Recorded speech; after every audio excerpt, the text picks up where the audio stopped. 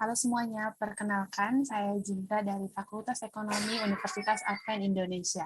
Di video kali ini saya akan mempresentasikan tentang akun dan transaksi dalam siklus pengkajian dan personalia. Nah, pertama kita harus tahu apa itu audit siklus pengkajian dan personalia. Audit siklus pengkajian dan personalia itu meliputi semua penggunaan tenaga kerja pegawai serta pembayaran gajinya. Kenapa? Karena itu merupakan kelengkapan yang menjadi bagian penting di dalamnya. Kenapa penting? Karena itu untuk menghindari adanya kesalahan pelaporan dalam penggajian yang bisa berpengaruh terhadap laba bersihnya ataupun juga pelaporannya. Nah, selanjutnya kita akan membahas akun dalam siklus pengkajian dan personalia. Di dalam gambar 20 strip 1 ini, kalau kita lihat ketika kita membayar gaji karyawan, pasti kita melibatkan akun kas, karena kita mengeluarkan dana untuk pembayaran karyawan tersebut. Dan juga ada pemotongan pajak di dalamnya. Ini juga berhubungan dengan tenaga kerja langsung pada upah yang diperoleh karyawan tersebut. Setelah itu, pasti ada pencatatan beban gajinya, karena kita sudah membayarkan gaji karyawan tersebut. Selanjutnya, kita akan membahas tentang fungsi bisnis dalam siklus pengkajian dan personalia, serta catatan dokumennya.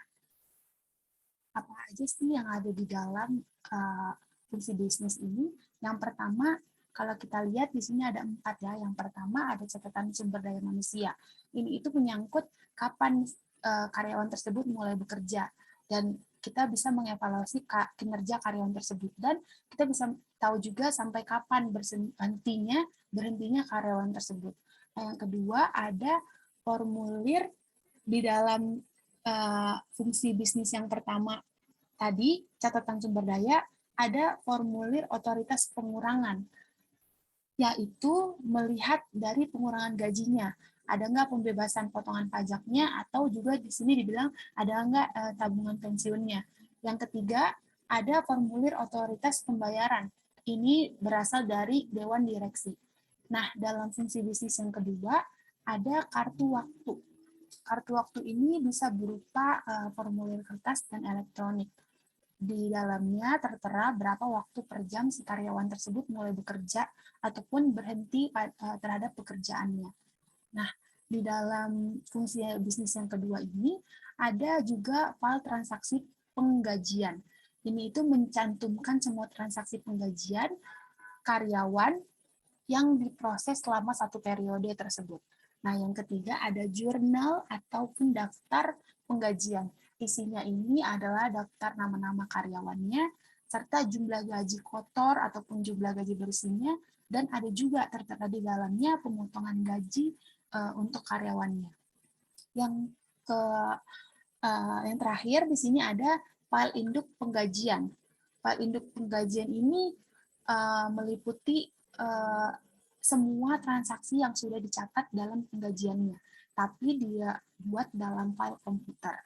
Nah, yang fungsi bisnis ketiga ada pembayaran penggajian. Pembayaran gaji ini diserahkan kepada karyawan apabila karyawan itu sudah memberikan jasanya kepada perusahaan dan harus ada rekonsiliasi terhadap rekening bank. Nah, dilakukannya rekonsiliasi ini untuk menemukan adanya kesalahan ataupun kecurangan yang dilakukan dalam semua akun kas, termasuklah akun dalam penggajian ini. Nah, yang terakhir kalau kita bisa lihat yang keempat ada penyiapan SPT, pajak penggajian dan pembayaran pajak. Ini itu menyangkut semua pembayaran pajak yang dipotong langsung oleh perusahaannya tersebut. Nah, di sini ada dua contohnya, ada formulir W2 dan SPT pajak penghasilan. Nah, selanjutnya kita akan melihat metodologi untuk merancang pengujian pengendalian dan pengujian substantif atas transaksi. Di dalam ini ada 3 poin. Nah, yang pertama itu kita harus memahami pengendalian internal. Pengendalian internal terhadap siklus penggajian dan personalia. Nah, dalam memahami pengendalian internal, auditor itu harus menguji terlebih dahulu pengendalian yang akan digunakannya. Karena pengendalian di setiap perusahaan itu berbeda-beda ataupun bervariasi dan mempunyai resiko juga yang berbeda. Karena itu harus ada pengujian yang signifikan. Nah, yang kedua, kita bisa lihat ada formulir dan pembayaran pajak penggajian. Formulir dan pembayaran pajak penggajian ini harus disiapkan secara benar dan secara terperinci karena ini merupakan suatu kewajiban yang harus dilakukan bagi setiap perusahaan. Karena jika adanya keterlambatan pembayaran pajak, maka akan dikenai denda dan manajemennya akan dinyatakan tidak bertanggung jawab. Nah, yang terakhir, yang ketiga, ada 4 poin di dalamnya, yaitu di dalam persediaan dan pertimbangan kecurangan pengajian, ada hubungan antara pengajian dan penilaian persediaan, ada pengujian atas karyawan yang tidak ada pengujian atas kecurangan waktu, dan yang terakhir ada laporan behan yang curang. Sekarang kita akan melihat metodologi untuk merancang pengujian atas rincian saldo. Yang pertama ada mengidentifikasi resiko bisnis klien yang mempengaruhi pengajian. Ini merupakan tahap pertama ya dalam merancang pengujian rincian saldo. Nah, di dalamnya dibilang resiko bisnis klien itu bisa saja terjadi apabila adanya kesepakatan kompensasi yang kompleks. Contohnya katanya di sini seperti renegosiasi kontrak dan klaim diskriminasi. Nah, yang kedua ada menetapkan materialitas kinerja dan menilai risiko inheren. Dengan adanya materialitas kinerja ini dapat mengklarifikasikan antara beban penggajian dan persediaan ataupun kategori-kategori yang ada di dalam persediaan tersebut.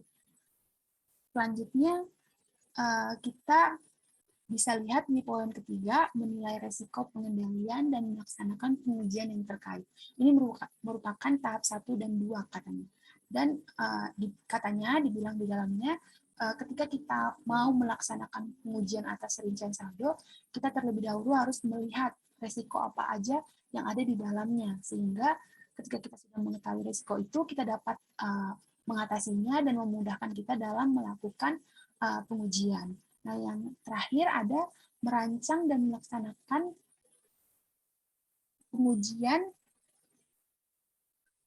atas rincian saldo untuk akun kewajiban dan behan. Maksudnya di sini adalah ada tujuan audit yang berkaitan dengan saldo. Nah, yang pertama itu ada akrual dalam neraca saldo telah dinyatakan pada jumlah yang benar atau yang biasa kita sebut dengan keakuratan. Dan yang kedua ada pisah batas. Transaksi dalam siklus penggajian dan personalia telah dicatat dalam satu periode yang benar. Jadi semua transaksi yang sudah ada dalam siklus penggajian dan personalia itu harus dicatat dalam satu periode, misalnya 1 tahun kah atau 1 bulan kah, sehingga itu biasanya disebut dengan pisah batas. Nah, selanjutnya kita sudah tiba pada kesimpulan.